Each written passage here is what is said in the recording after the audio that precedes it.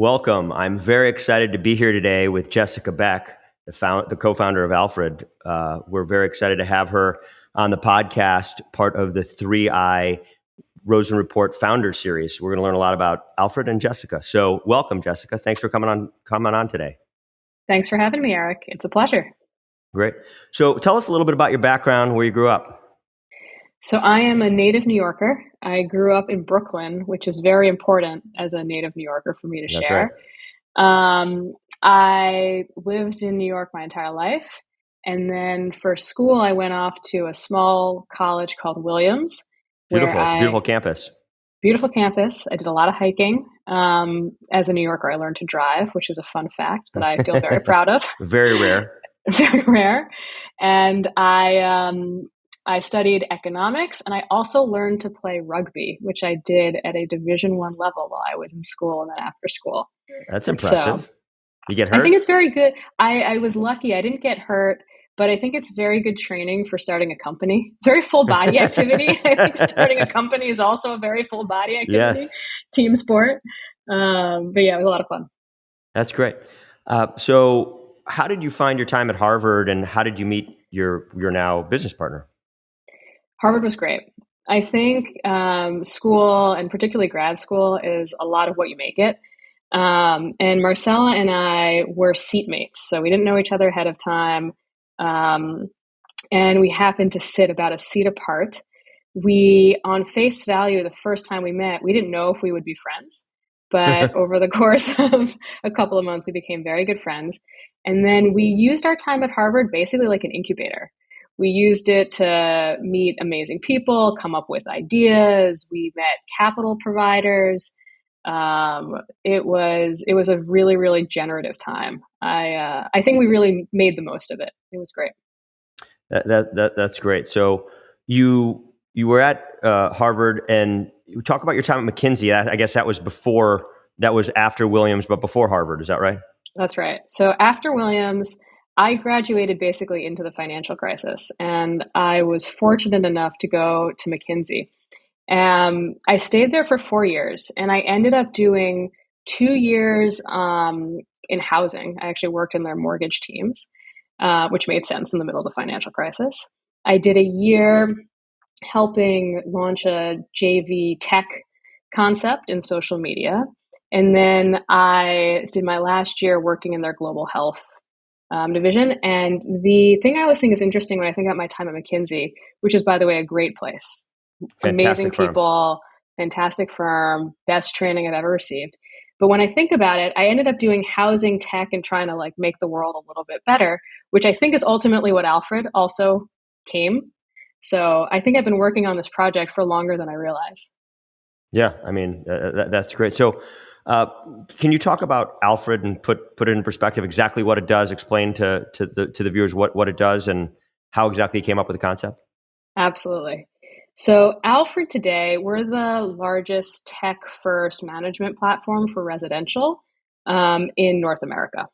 And what that means is we manage apartment buildings using a proprietary technology platform and also provide a consumer-oriented experience in our properties. So we try to bring hospitality plus technology into the rental market and residential real estate. And our goal is to create a great experience for renters, help owners drive their bottom line, and deliver a great, operating business ourselves. That's what we do today. But as with most stories, that is not how we started. That is not where we began. The company's 9 years old, and we originally founded the company as a consumer tech platform. And our original concept was everyone in the world needs help. And I knew that from my own background, growing up, I have a younger brother. His name's David. He's also amazing. And he was born with Down syndrome. And when I was growing up, I grew up in the special needs community in New York, and I really saw how help was sort of built into infrastructure because you had to make systems and create schools and communities for people that may not have known how to access those as easily as you and I. So that seemed pretty normal to me. And when starting Alfred, I think a lot of that thinking and that concept sort of underpinned the original idea, which was how do we build help into infrastructure? How can we create a system to provide services and do it in a predictive and easy to access way for the rest of people's lives? So that's where we started.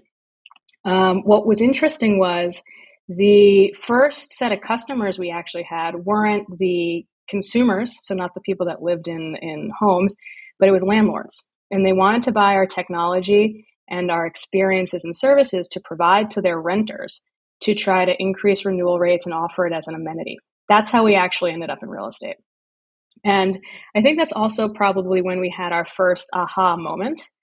We sort of looked at the real estate market, the residential real estate market, and we said, this is the largest consumer product in the world, but it doesn't function like one. It doesn't have a brand.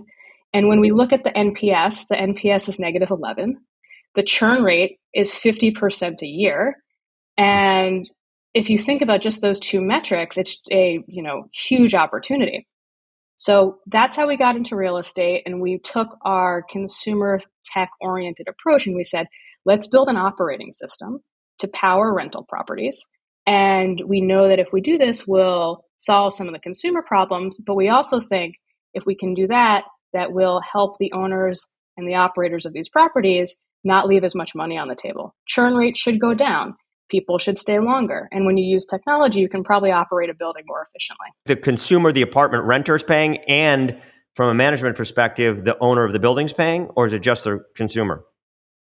In today's model, it's actually just the owner. We provide the management services and the technology to the owner, and it becomes part of the rental experience. In the earlier days, it was a bit more of a mix. Okay. That's interesting. So I love the story that you told me a couple of weeks ago when we spoke about how you and your partner, you're getting ready to go on vacation. I remember it was Iceland or somewhere great. Can you tell us about how that happened? And you were going to go on a spring break or Christmas vacation somewhere, and she called you back before you left. And can you tell us what that experience was? Absolutely. So we were at Harvard, and one of the things that one does in, particularly in business school, is you meet all these amazing people from different backgrounds and different locations. And when you have a vacation or a break, you try to go travel. So I had signed up to go to Morocco, and I was very excited to go to Morocco. And my business partner, Marcella, was planning on staying back in Boston and working on some ideas. And she said to me, you should really stay in Boston, work on these ideas. And I kind of was like, Boston is very cold. It snows a lot in the winter. And like Morocco is very cool and none of those things. Like why would I do that? But Marcella is very persuasive. And she sort of said, listen, like we can always travel, but there are very few times when we get to have dedicated time to work on the things that we might actually really want to spend, a decade working on. Let's take advantage of it. So with about a week to go, I basically said, okay, I will forego my trip to Morocco. I will stay on campus. And we stayed with a handful of other colleagues of ours at school. And we spent a week and we worked on different ideas. We called it Startup Lockdown. And we said, we're going to do one idea per day. So on Monday, we're going to try idea X, Tuesday's idea Y. The idea for Alfred, we betaed on Wednesday. And we said, how can we get a website and some first customers and a proof of concept in less than 24 hours? And that's how we started. That's amazing that happened. So your business partner seems like she should have been a lawyer because she's very persuasive, because I don't know if anyone could have gotten me to stay in Boston in cold weather. And I would have pretty much been, I guess there was no Zoom back then, but Skyping in from Morocco, from Marrakesh seems a little bit better. But I'm glad you did it, because now we had Alfred. So you alluded to this, and you said early on that rugby was a great preparation for being an entrepreneur. So can you walk us through some of the ups and downs of getting started? From you on a Wednesday, you came up with the idea. How long did it take to raise money? What was your first raise? What talk about the ups and downs in that process. So we came up with the idea on a Wednesday. We worked on it for one day, and then we put it on the shelf and went back to school. We then picked up the idea over the summer. And and we started hiring people, and we basically hacked a tech platform together because we wanted to MVP it. We got a $5,000 grant from Harvard at the time to do this. And at the end of the summer, we actually had a semi-functioning business. We had a bunch of direct-to-consumer customers, we had some interns and some employees, and we had a plan for what we were going to execute. So Marcella and I actually decided not to go back to business school for that semester, and we just worked on our business. And that was probably the first inflection point of like, we're really committed to this. Wow. We're going to leave Harvard. We're going to go build this company. We raised the first set of capital while we were still students, and we had to figure out how to navigate that. From where? Who gave you, like, high net worth individuals, a school? Where'd you get the money from? Spark Capital was our first seed investor, Bijan, who's they're an amazing group. I highly recommend. We have amazing investors in general, but I highly recommend Spark. They were Boston based. Great name for like venture company. What a brilliant name, Spark. I love it. They're great. And we built the company for the first 2 years while we were in Boston. We ultimately did get our degree. We just graduated pretty late. And the first couple of years of building a startup are a lot of fun. You get everyone in a room, you kind of figure out what you're building. There's lots of excitement, there's lots of momentum, and you are putting things together. And then invariably, without question, every startup is going to hit their first inflection point, which is like, okay, does this product actually work? Do we have product market fit? What do we need to do? Or our customer's not who we thought it was. In our case, it was our customer's not who we thought it was. We thought our customer was we thought it was a direct to consumer business, not a B2B business where we sold to landlords.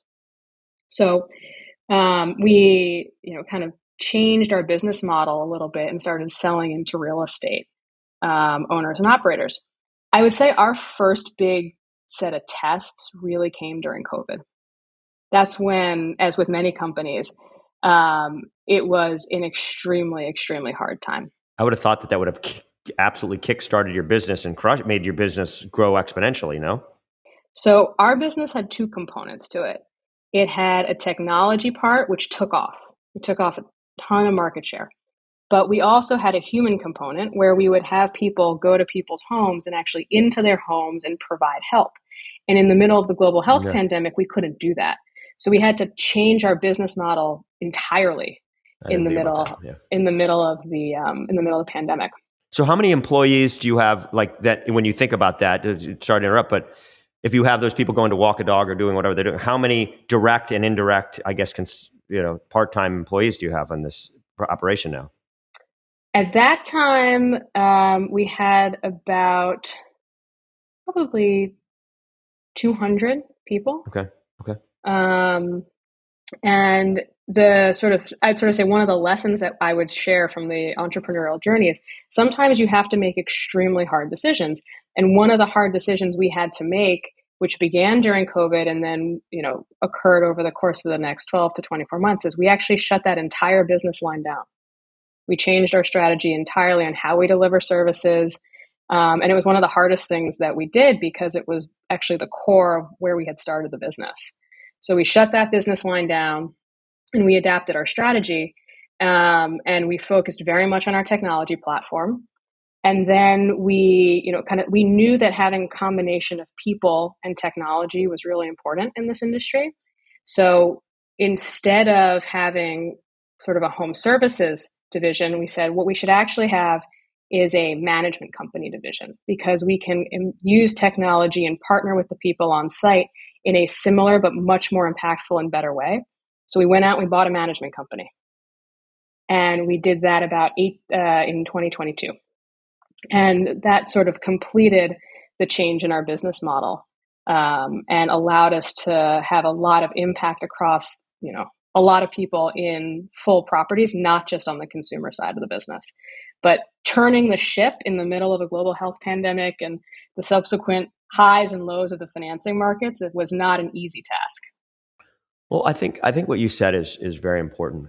And I've invested in a lot of businesses, and I've seen businesses fail and succeed. And I think there's an old saying like adapt or die.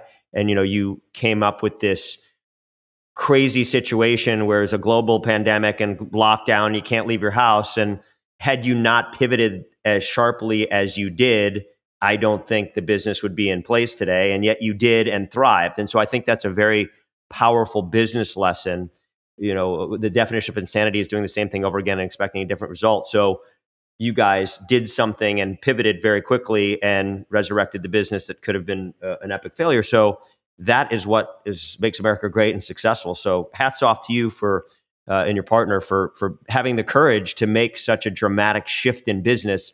It's not easy to do. And I think a lot of business founders have this tunnel vision. This is what we're going to do, and then something comes up, and they stay in the tunnel, and you didn't. So that's really exciting. So fantastic. What are your plans for expansion? What cities are you in now, and are you looking to new cities? Are you in Europe? Talk about where you are and where you plan to be. Absolutely. So we provide our technology all over North America, but the core of the management platform is really in the Southeast. So we have great properties in Charlotte, Raleigh, Durham, Miami, Atlanta, that portion of the country. We are actively doing expansion, so we're heading west. We have we grow through a combination of just organic growth and M&A. So we have some exciting deals that I can't totally share right now, but we'll be closing hopefully imminently. That will bring us Midwest and then West. Well, why not? I would think you'd be in New York and Chicago and Boston. I mean, big concentrations of apartment buildings. You're not in those cities?